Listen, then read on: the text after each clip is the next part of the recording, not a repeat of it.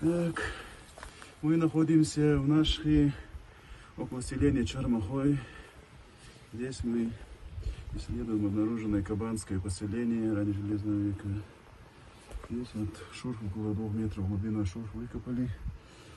Здесь обнаружили конструкции каменных клад, какие-то хозяйственные постройки. Что это, для чего предназначено, будет ясно, когда полностью раскопаем. Пока что непонятно. Это какие-то фундамент хозяйственной постройки или... Поселение этой же культуры, этого же периода нами обнаружено здесь выше, к востоку, у башен Бенаха, тоже относящийся к этой культуре. Также в районе селения Ялхароя и Зингала.